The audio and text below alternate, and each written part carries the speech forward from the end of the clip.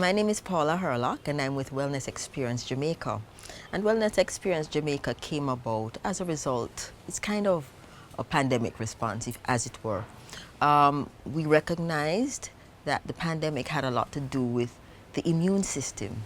And so one of the things that we wanted to do was to share with Jamaicans here and in the diaspora that the immune system is what our grandmothers and our great-grandmothers used to take care of. So what are some of the things that you can do right now to boost your immune system? The first thing, remove all fear, remove all sadness.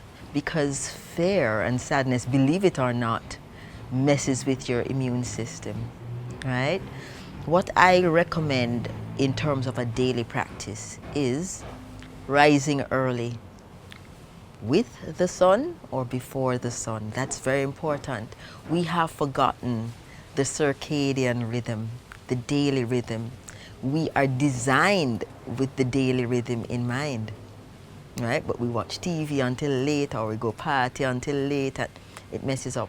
So if you can rise with the sun, right?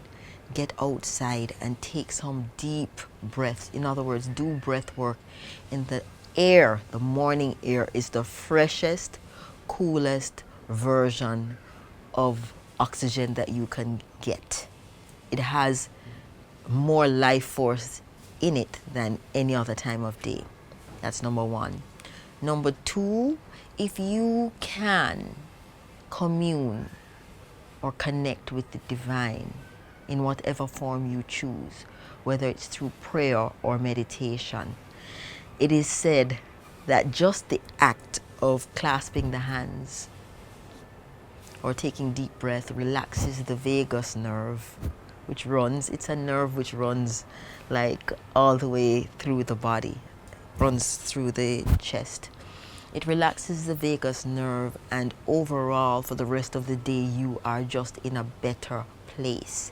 You handle stress better, you process better, you make decisions better, you are sharper, right? So connecting with the divine or going into the silence is so important.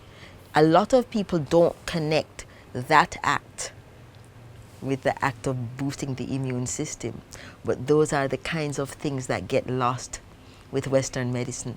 They do not connect those simple acts and rituals that we used to do as a people in the old days to the loss of immune system or immune system compromise, right? The next thing I always recommend is that you drink a cup of water or a glass of water. Some people like to add a little lime juice to it. What that does is that acts as like a little detergent, a little internal wash. It also reactivates the stomach juices because the whole body has gone to sleep. The digestive system has shut down. Yeah?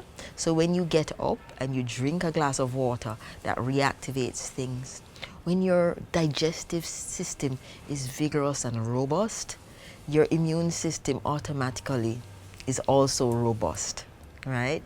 The next thing I like to, and this sounds like a lot, but if you can commit to doing it in this order, you will find that you are more vigorous. The next thing, movement. Now, movement means just getting up and walking. Take a quick walk, a vigorous walk, a brisk walk, breathing in the oxygen intentionally. Commune with the divine. You can lump them all into one if you want, yeah?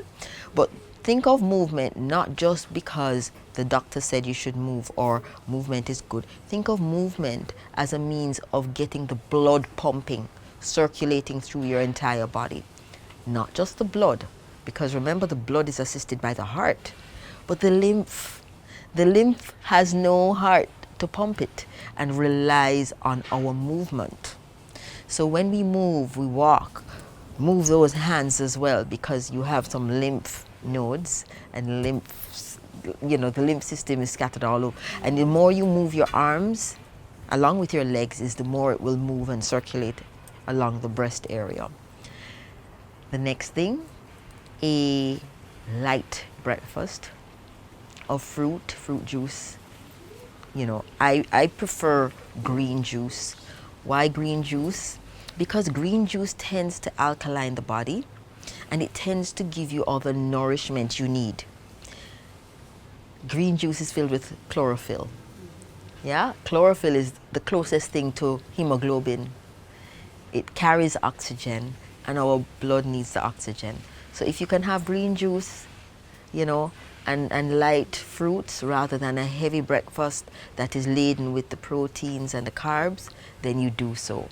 Your heaviest meal should be lunch, and your next heaviest would be your dinner. Now, it would sound like that's a lot to do, but if you can do just those, your immune system will be so much more vigorous. The other thing that I also like to recommend that people do is go to bed early.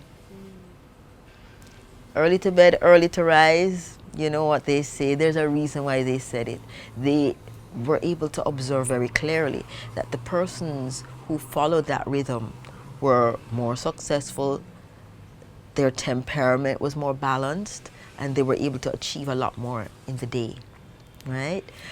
Another thing that I always like to throw into the mix, try to balance the types of food you consume throughout the day. We all like a lot of sweet, it's delicious, and we love salt because that also has a nice little kick to it. But also try to include some sour and some bitter. Why sour and bitter? Because sour and bitter immediately wake up the liver and get the liver going, get the liver more active, and the liver is the workhorse of the body. So if the liver is vibrant and robust, then your immune system, by extension, will be robust.